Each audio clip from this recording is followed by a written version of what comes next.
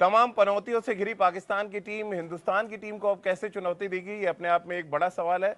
नमस्कार, कड़क क्रिकेट में आपका स्वागत है। मैं हूं राजीव मिश्रा, अंशुल हमारे साथ हैं और आज बात करेंगे पाकिस्तान को जिस तरह से न्यूजीलैंड ने पस्त किया और उसके बाद हिंदुस्तान के फैंस तो मस्त हुए, लेकिन पाकिस्तान में हाहाकार समझ गया है। पाकिस्तान के खुद के फैंस, उनके खुद के क्रिकेट एक्सपर्ट अपनी टीम को लानत भेज रहे हैं, यानी कि वो अपनी टीम को इतना कम करके हाँक रहे हैं कि वो हिंदुस्तान के सामने पाकिस्तान में को रेस में कहीं देख ही नहीं रहे।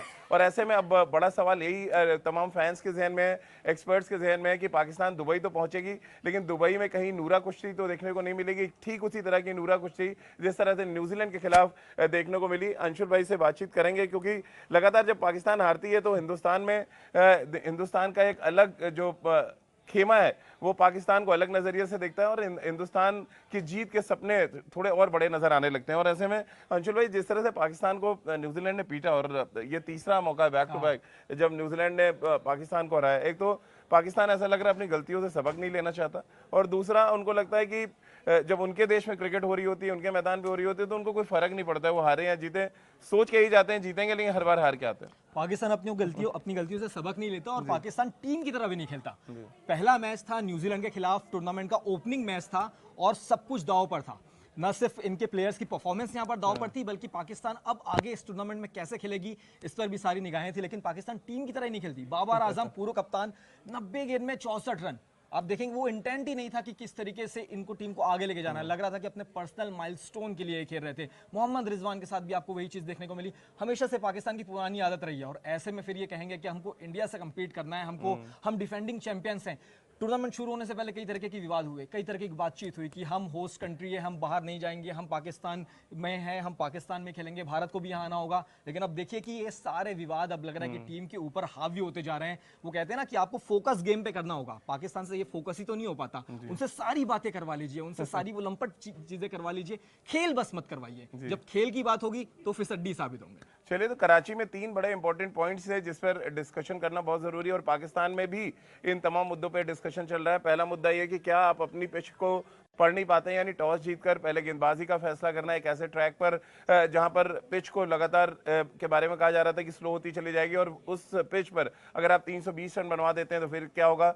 आखिर के ओवर्स में 100 से ज्यादा रन बना दिए ग्लेन फिलिप्स और उनके साथी बल्लेबाज ने, और उसके बाद जिस तरह से धीमी बैटिंग की पाकिस्तान ने, और बाबर आजम तो ऐसा लग रहा था मानो अपने लिए खेल रहे हैं। और जब आप अपने लिए बैटिंग करते हैं तो कभी टीम जीत नहीं सकती है। 90 बॉलों पे अगर आप 60 रन बना रहे हैं, 71 का जो स्ट्राइक रेट है वो आज के जमाने में शायद किसी के गले के नीचे नहीं उतरेगा।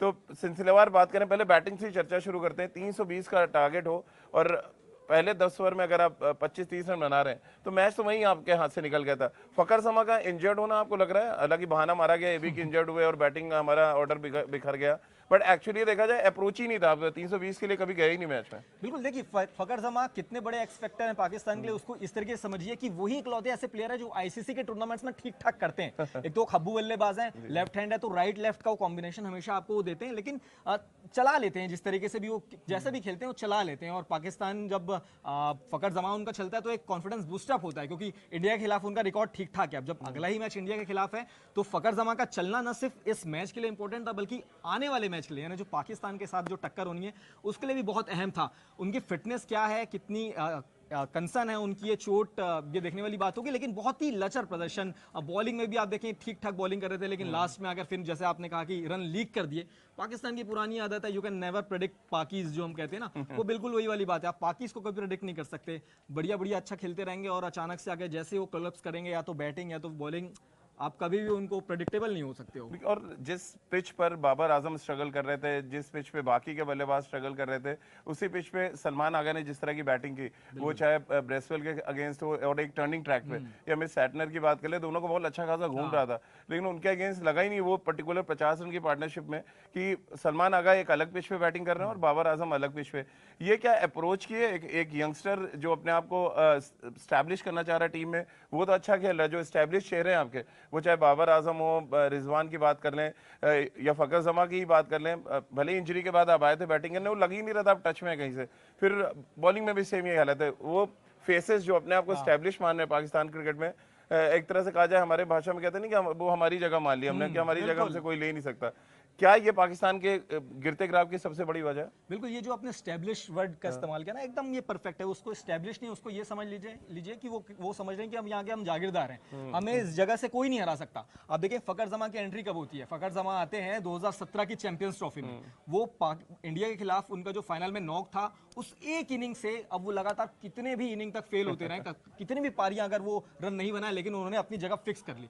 ऐसा ही कुछ शाहीन शाह अफरीदी के साथ भी आप लगातार देखेंगे विवादों में रहते हैं, दूसरे वजहों से चर्चा में रहते हैं, performance up to the mark नहीं है, लेकिन वो है बने हुए टीम में।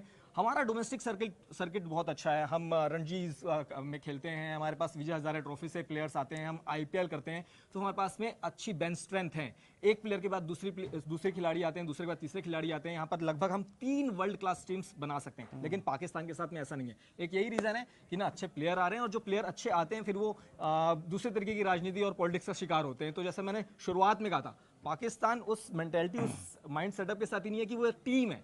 हर इंडिविजुअल जब अलग अलग तरीके से खेलता रहता तो कोलैप्स होना तो वाजिब है। बिल्कुल। और पाकिस्तान के बारे में ये भी कहा जाता था पेस बॉलिंग फैक्ट्री है, लेकिन ये फैक्ट्री पे तो ऐसा लग रहा है ताला पड़ता जा रहा है, क्योंकि प्रोडक्शन बंद हो चुका है इस फैक्ट्री का। क्योंकि अगर आप देखें शाहीन शाह अफरीदी, नसीम शाह, उसके बाद हसनैन जो खेले नहीं थे न्यूजीलैंड के खिलाफ, और हैरिस रऊफ, इनके अलावा किसी और तेज गेंदबाज का जिक्र जो है वो पाकिस्तान में होता नहीं।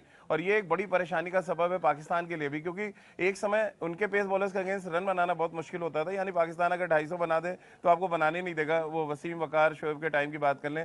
अभी रिसेंटली जो है पाकिस्तान अच्छा स्टार्ट तो करता है, लेकिन अगर आप रिकॉर्ड उठा के देखें पिछले ट्राई सीरीज में और अभी जो पहला मैच हुआ है चैंपियंस ट्रॉफी में, हर मैच में पाकिस्तान के खिलाफ 300 प्लस बने। वो चाहे आप रन चेस कर रहे हो या फिर आप टारगेट अगर सेट कर रहे हो, तो वो टारगेट भी हासिल कर रही है दूसरी टीम। क्या रीजन आप देख रहे हैं? क्या घिस चुके हैं इनके गेंदबाज? कहते ना, जब आप जरूरत से ज्यादा किसी चीज को यूज कर ले तो खत्म हो जाती है चीज। क्या ये पाकिस्तान बॉलिंग के साथ हो रहा है? क्या आप वही शाहीन शाह, वही नसीम शाह, वही हैरिस रऊफ हर फॉर्मेट में आप खिला रहे हैं? हारिस रऊफ का आपने नाम लिया, अभी तो इंजर्ड होकर ये फिट होकर लौटे हैं। और जब हारिस रऊफ का जब जिक्र आता है तो कौन भूल सकता है वो स्ट्रेट में मारा हुआ विराट कोहली का शॉट एमसीजी। तो मार मार के मतलब भूत निकाल दिया था उनका, और जितनी उनकी पेस थी उस पेस का इस्तेमाल किया था। और सिर्फ हारिस रऊफ ही क्यों, उन सारे गेंदबाजों की बहुत कायदे से धुनाई की है भारतीय बल्लेबाजों ने। और कुछ वैसे मुझे वैसा लग रहा है कि बहुत मोमेंटम डाउन है।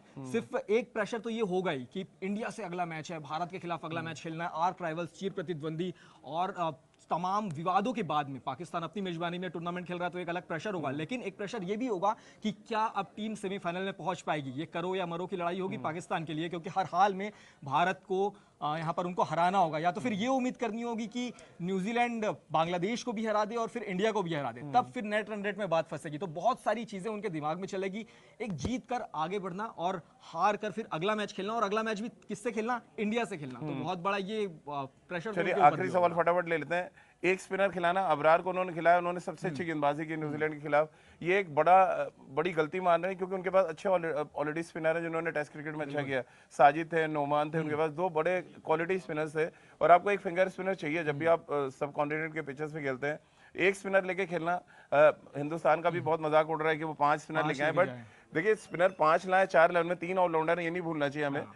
क्या पाकिस्तान ने बहुत बड़ी गलती कर दी, क्योंकि इसके बाद उनको दुबई आगे खेलना है? देखिए, आपको टेक्निकल चीजें तो आप ज्यादा मुझसे और बेहतर समझ पाएंगे कि कैसे दुबई की ये पिच कैसे करेगी, क्योंकि ये जिस मौसम में हम भाई मैच खेल रहे हैं, यहाँ पर मॉइस्चर होता है पिच में, और जब ड्रॉप इन पिचेस की हम बात करते हैं तो वो किस तरीके से खेलेगी ये कोई भी प्रेडिक्ट नहीं कर सकता। पाकिस्तान के दिमाग में क्या इंडिया से सिर्फ वो एक मैच माइनस करके अपना स्क्वाड उन्होंने बनाया है, एक ये भी चयन करता, या उनके टीम मैनेजमेंट के दिमाग में क्या चल रहा था, ये देखने वाली बात होगी। क्योंकि जब आप बड़े मैच के बारे में बात करेंगे तो आपको इंडिया या फिर इंडिया के साथ में अगर दूसरे नॉकआउट मैचेस भी होंगे तो आपको दुबई में ही खेलने ना। तो आप सिर्फ पाकिस्तान के सर्कमस्टेंसेस के हिसाब से अगर आपने अपनी टीम सेलेक्ट की है, तब तो लग रहा है कि फंस गए हैं। क्योंकि इंडिया रविंद्र जडेजा के साथ भी गया है, अक्षर पटेल भी टीम में है, कुलदीप यादव भी टीम में है। तो एक फुल पैक्ड हमारे पास में आर्मर्स भरे हुए हैं, जो तीरंदाजी भी करते हैं, जो तलवारबाजी भी करते हैं, जो भाला भी फेंकते हैं। पाकिस्तान बहुत ज्यादा उनके सामने बोना साबित हो रहा है, और लग रहा है कि जो इनका जो टीम सिलेक्शन है, और उस टीम सिलेक्शन से ज्यादा प्लेइंग 11 की पेचीदगी शायद बहुत भारी पड़ेगी और उल्टे साबित हो सकती है पाकिस्तान की। तो चलिए, जब पाकिस्तान मैच हारा तो मैं एक पाकिस्तान के सीनियर क्रिकेटर है, मैं उनका नाम नहीं लूंगा, उनसे बात कर रहा था, तो बड़ी मजेदार तरीके से, क्योंकि उनके जो वन लाइनर्स होते हैं पाकिस्तान के, और जो एक कटाक्ष करते हैं। उन्होंने कहा कि पूरी की पूरी पाकिस्तान टीम को एक सर्विस सेंटर भेजना चाहिए, ओवरऑलिंग की जरूरत है, क्योंकि ज्यादातर खिलाड़ी उनके घिस चुके हैं और ऐसी टीम के साथ वो हिंदुस्तान से खेलने दुबई ना ही जाए तो बेहतर है। तो वॉकओवर जैसी तो कोई स्थिति बनती नहीं है इंटरनेशनल क्रिकेट में। बहरहाल पाकिस्तान के अगर क्रिकेटर अपनी टीम के बारे में इस तरह की राय रख रहे हैं तो फिर आप अंदाजा लगाइए कि इस व्हाइट बॉल के साथ जब मुकाबला होगा दुबई इंटरनेशनल स्टेडियम में 23 फरवरी को, तो ऑलमोस्ट ये कहा जाएगा कि 80% हिंदुस्तान जीत रहा है और पाकिस्तान के पास जीतने के मौके बहुत कम होंगे। हालांकि क्रिकेट के मैदान पे कहते हैं कि कभी भी जब तक आखिरी गेंद ना फेंक दी जाए आप रिजल्ट प्रेडिक्ट नहीं कर सकते, लेकिन जिस तरह की क्रिकेट पाकिस्तान खेल रही है उम्मीदें बहुत कम लग रही हैं कि पाकिस्तान, जिस तरह से अंशुल भाई ने भी कहा, कि सेमीफाइनल तक वो पहुंच पाए। बहुत बहुत शुक्रिया अंशुल भाई हमसे बातचीत करने के लिए। तो कड़क क्रिकेट में आज के लिए फिलहाल इतना ही।